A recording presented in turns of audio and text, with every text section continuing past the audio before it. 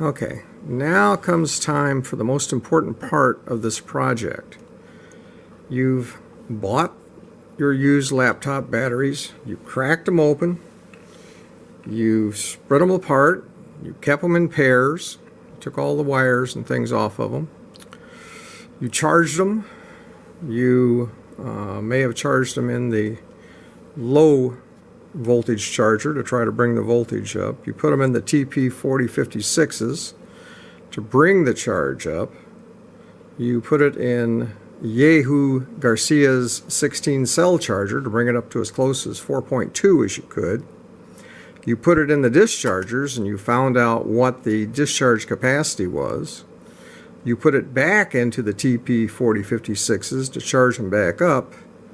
And now you found out what the capacity is, and it comes time to put like cells together, in this case 2 amp hour cells. So this is the time to take it slow and easy and make sure you do a good job with this. In order to practice, I believe as I told you, I got some old dead laptop cells that did not test out good, and I started practicing on the solder joints. And I soldered these, and as I said I was going to, I soldered on the tabs between the cells. Since these are in pairs, it's another example of an advantage of keeping them in pairs is that you can solder on the tabs in between and not solder directly to the cell. We don't want to overheat the cells. That's why I practiced on these bad batteries. It didn't matter. So I've decided to go to 14 gauge wire, which is a lot thinner. So number 14 wire is plenty of ampacity to handle the amperage that we're going to be running through this thing. So that's what we're going to do, is run the bare number 14 wire through here. Well, where do you find the bare number 14 wire? The easiest place to get it is by stripping out regular house wiring, which is called non-metallic cable, or sometimes it's called Romex. I don't know if you can see that or not, but I tried to kind of highlight where it says 14-2C, but 14 is the number that you're interested in. That's a number 14 gauge. So you cut it, in my case I cut it off at about 2 feet because I'm going to be using about 1 foot of the number 14 to make that circle on top of the batteries. So when you get this, cut off the end there, and you should be able to grab one of these wires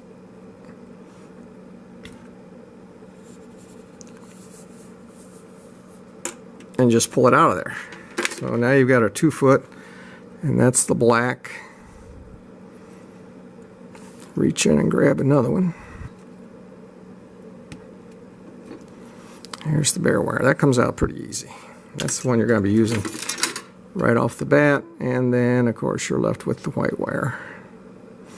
And that should come out real easy because there's nothing else in there with it. Okay, so now you've got your 3 wires, and you can throw that jacket away. You won't be needing that.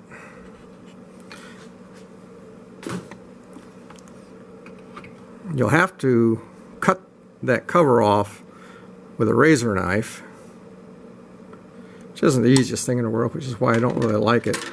But I couldn't find at the local Home Depot, Lowe's, or Menards anybody that sold this in a reel. The smallest they sold was a number 10, and we're going to need a number 14 for this.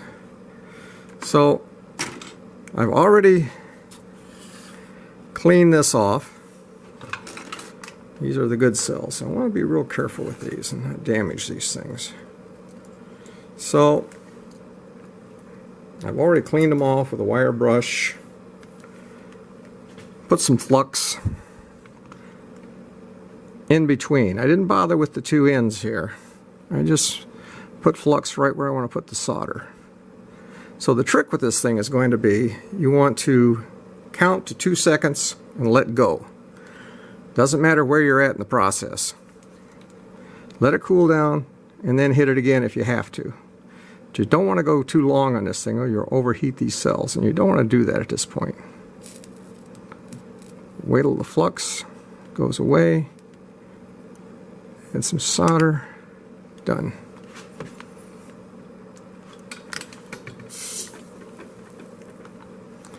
And if you want, you can just count. Put it down on there. 1001, 1002, let up. 1001, 1002, 1001, 1002, 1001, 1002.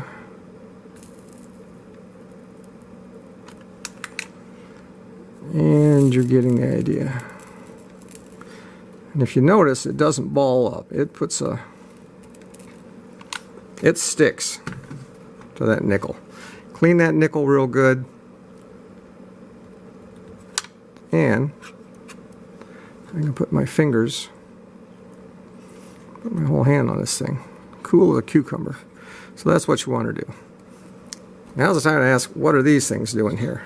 Well, when I made the box, I deliberately made it pretty loose. And the reason I made it loose was the fact that you wind up with some cells like this. And they have these center separators in there. So they're wider than a normal pair of 18650s that you have. And if you wound up with a bunch of those, then the box would be too short for that. And I didn't want to keep making a different box for all different varieties of these things that I ran into. So I've got a little piece of wood here that I can use. To hold it all straight, I've got these. And they came from Harbor Freight. And that's the one that has the nice pry bar set that I like. Plus it has these that I found out I can use to hold these cells together. So the next thing to do is to prepare the wire that is going to be making our circle around here. So the first order of business is going to be clean this wire with some steel wool. Get rid of all that oxidation, get a nice clean surface. Then you need to put flux on the wire. And the best way to do that, get yourself a paper towel or some kind of a rag, put some flux in there and just run that through that and get the flux all over that wire. Once you've done that, get your soldering clamps. What's that? You don't have soldering clamps? Well, go buy some. You're going to wind up using this stuff quite a bit. And put on your jersey gloves, your ones that you've got. 2 jersey gloves, one inside the other. You're going to need it when you do soldering. This is the type of soldering I do. Always a good idea. And we'll discuss why in just a second. So, now that you got your wire all fluxed, you get your solder.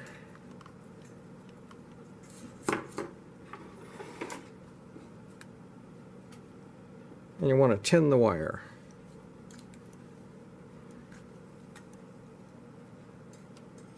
I think it's important that you have the tabs tinned that you're going to be soldering onto, and also the wire to tin that. You want this to go as quickly and easily as possible. So try to get a little bead of solder over all that. Soldering iron will do this real well. Once you've got the one side done, and you can flip it over. I wonder if Martin Scorsese has these problems. Don't pay attention to the industry. Do your own thing. You can make a film on a camera the size of that doorknob and still show it to 1,600 people in an audience. It's still a great communal experience. And go ahead and solder up the other side there. Get some good solder on that. Both sides. Once you pretty well got it,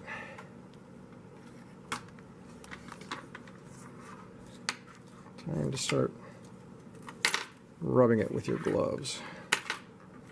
Take it out of the little soldering clips.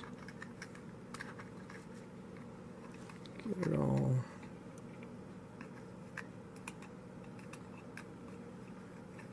nice and hot, and try to rub it. And that'll smooth that out, and make sure you have solder all over that piece of wire.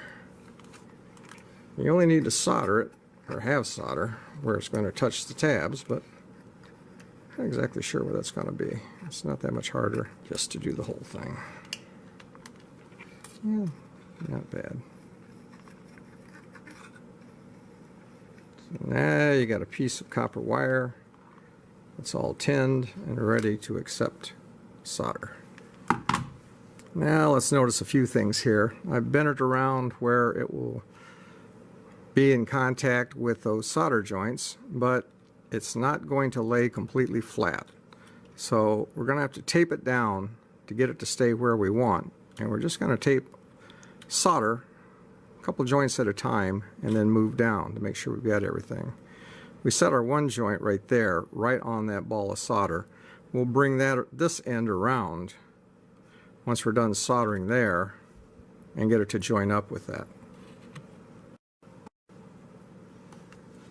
And now we'll try 1001, 1002.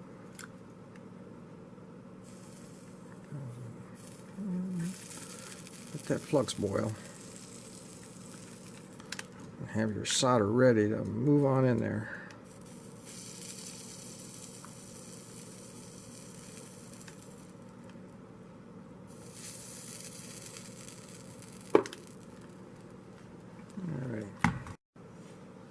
Okay, that last solder joint was a mistake because I should have curled this around before I did that and did all of this in one shot. But it should be fairly easy just to solder these two together. Just get them hot. And if it's too hot,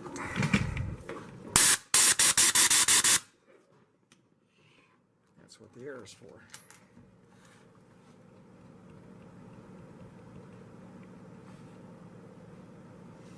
And if you can put your hand on it, it's definitely cool enough. So, they look pretty strong.